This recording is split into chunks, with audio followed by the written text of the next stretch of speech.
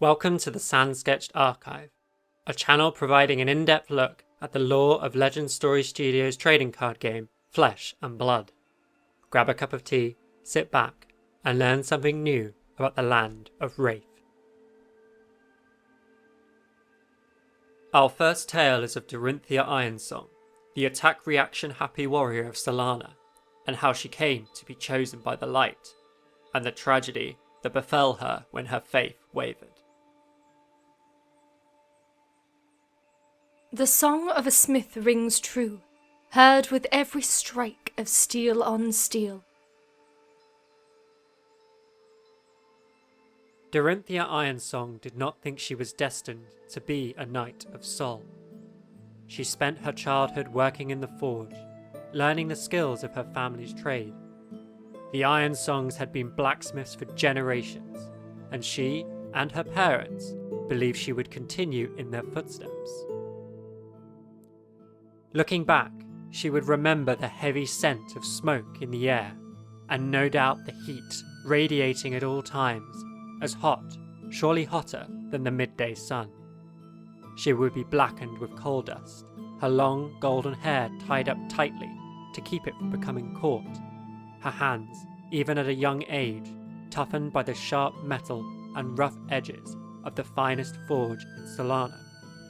But she was not just a child of smoke, but of stories too, as she would spend her evenings in the Golden Chariot, the inn next door to the forge, where she would listen to the patrons, many from outside Solana, sharing stories of their own lands, speaking of the roads and trails outside the city and what they had come across on their journeys and pilgrimages. The city of Solana does not seem one too quick to welcome strangers. As the saying goes, while all those who accept Sol into their hearts shall receive Sol's blessing, only those who have fully eradicated the darkness within can be known as children of the light. These are the true Solarians, citizens who live within the city walls. So the child, for she was but a child, lived her life in relative bliss, like the other children of Solana, believing that her destiny lay not in her own control, but would be determined by Sol itself. The light of Sol will dispel the darkness and guide us onto the path of righteousness.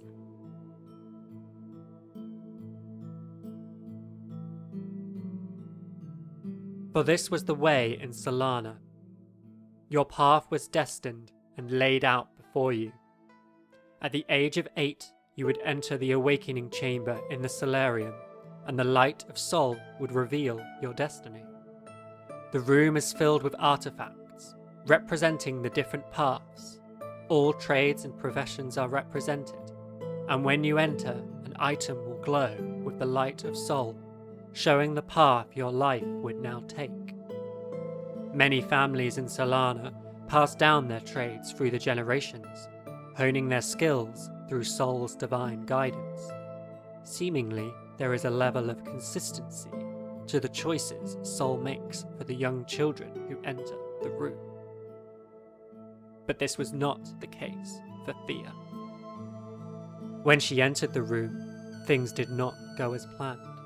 To the surprise of all, seemingly including the Archon who would have led her into the room, the light of Sol entered into every sword in the room, and they began to not simply shine, but to rise into the air. Thea noticed a blade shining with gold with a coiled hilt. It came to her. To those who were present, it might have seemed that she had called the Dawnblade to her, but the Dawnblade chose her, and now she and it were one. The Archon of Thea's district declared that Thea was a prodigy. She would become a great swordswoman, and she was called up to begin her training with the Hand of Sol, the military service of Solana. All would have rejoiced at such a proclamation.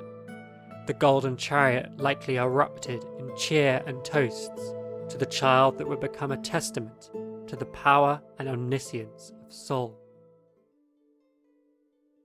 Now go forth in the name of Sol, and bring light to the world of Rathe.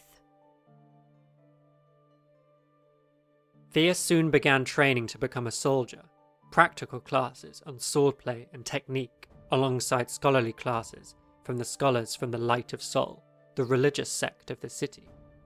She learned the history of Solana and knowledge of the creatures of Rathe. Thea became close to two other trainees, Valera, determined to become a Templar, and Felix, who was excitable and eager to show his gratitude to Sol for giving him the opportunity to become a knight. The three were young, idealistic, and naive, dreaming of the day they would journey outside the walls as knights of Solana. But why should they fear the shadows beyond the walls? As their teacher Karis would claim, "You have no need to fear the world beyond the walls. The glory of Sol will protect you from any threat." But Thea had doubts. She found it difficult to accept the rigid beliefs of her teachers, and all the while she could sense the liveliness of her comrades fading. They grew quieter and reserved, losing their personalities, the qualities that Thea had been drawn to in their friendship. They were becoming knights of the Hand of Sol, and despite her reservations, Thea kept her excitement aglow. 6 long years passed, until finally she was invited to the amphitheatre to receive the armour of a squire. The crowds rejoiced before her, and she bowed as she accepted the blessings of the Magister. All the while, the sun poured down upon them from high above.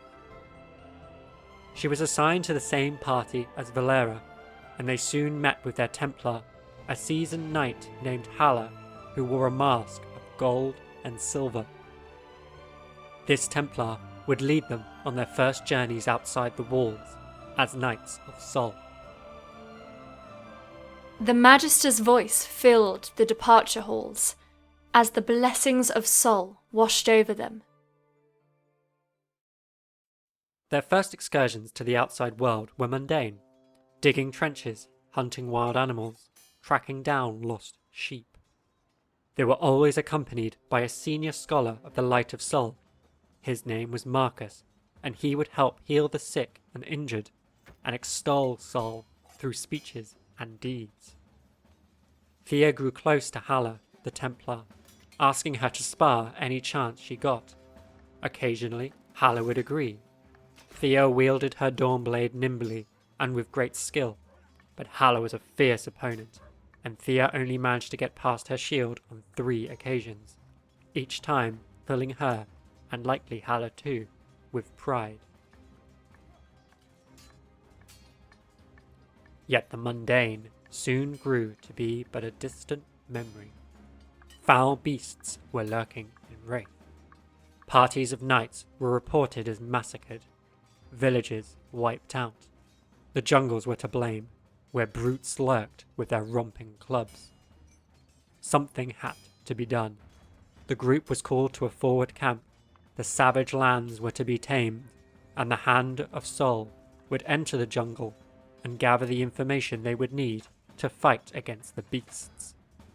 It was during this time that Thea found the campsite. There was only one corpse. The rest was blood, dirt, and flames. The body had had its head torn from its shoulders. The smell of death was all around. Thea could not take it. She asked her lieutenant, Faris, if they could search for captives to save those taken from a terrible fate. He paused, then declined. They had received their orders from the Light of Sol. They were to secure any supplies and leave. He reminded her that Sol knew best.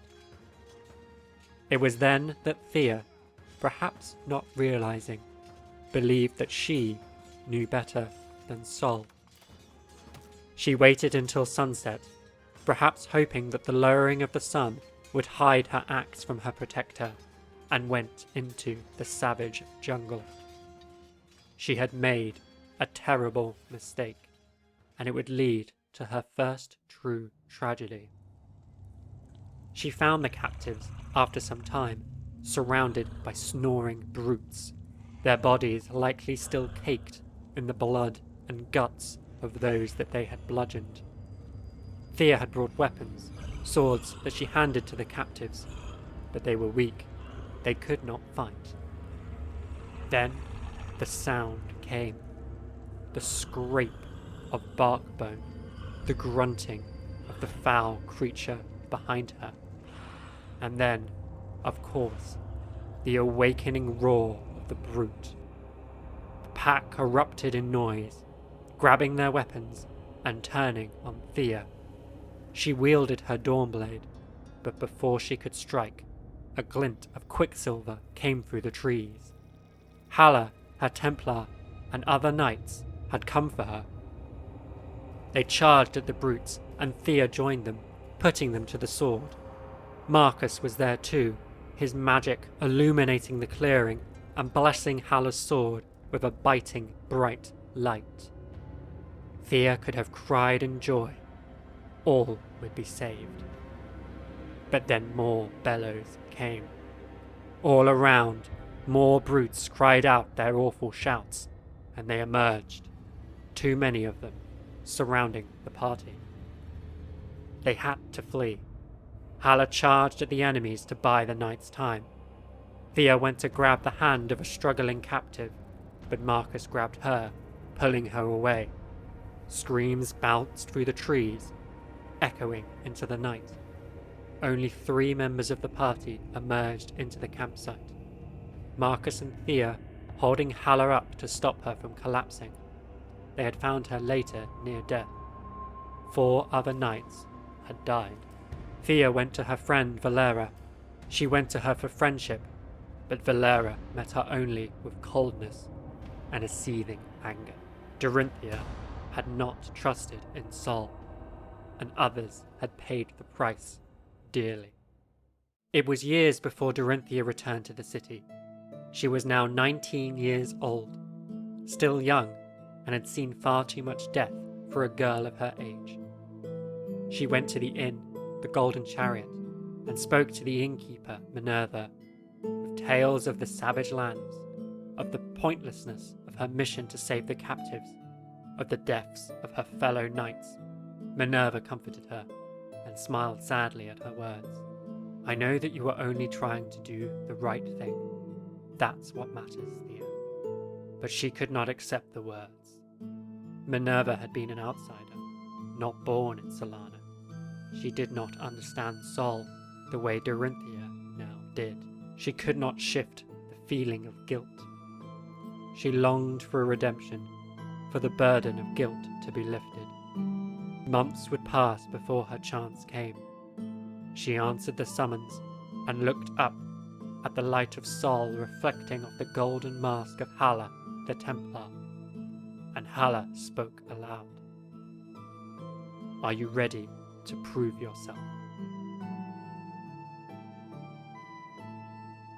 In the name of Sol, I swear that I shall serve Solana to the best of my ability, until death relieves me of this sacred duty. I swear that I will protect Solana and all those who live within its walls. By the blessed light I shall carry out this oath, and never shall I knowingly nor willingly violate this, my solemn oath and obligation as Lieutenant of Solana, the outstretched hand of Sol. By the glory of Sol's light, in Sol's name, so shall it be.